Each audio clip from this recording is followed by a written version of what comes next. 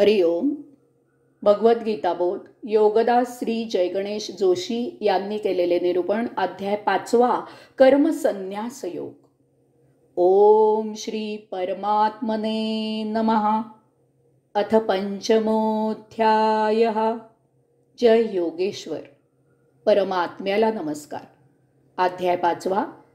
श्लोक क्रमांक 24.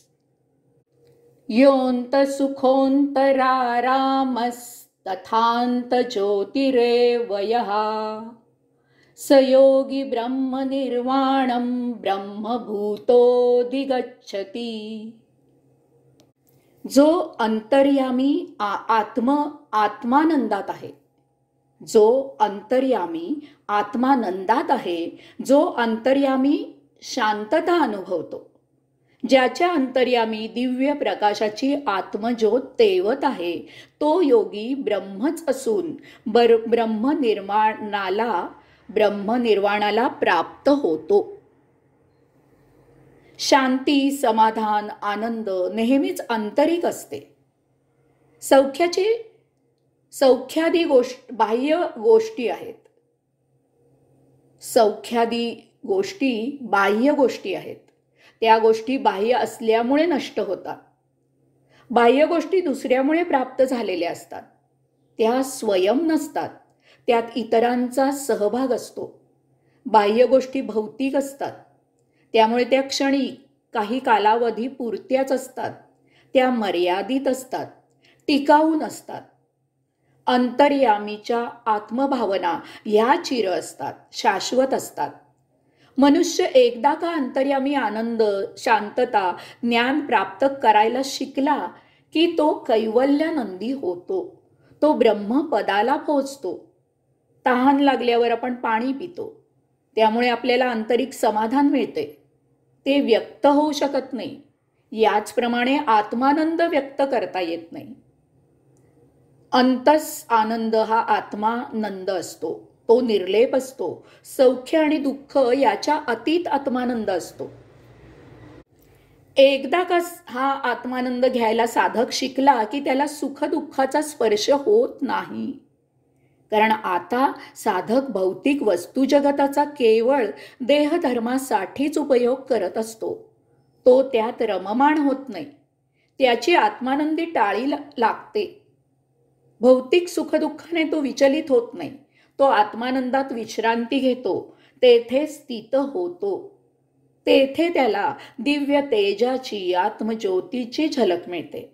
हा आत्मसाक्षात्कार असतो. त्याला योग प्राप्त होतो.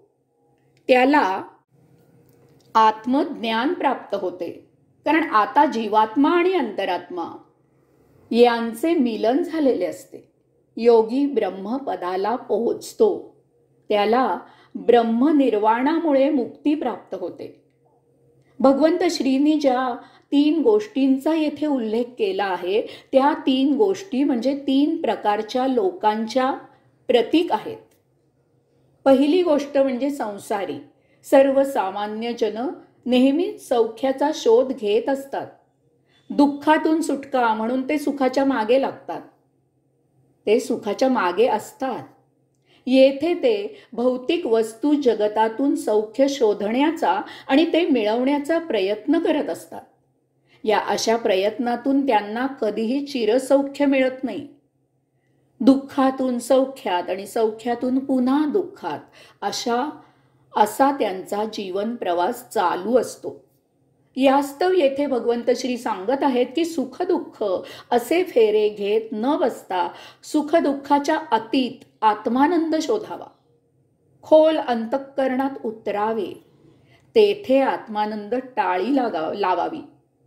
यासाठी अध्यात्म योग साधना करावी.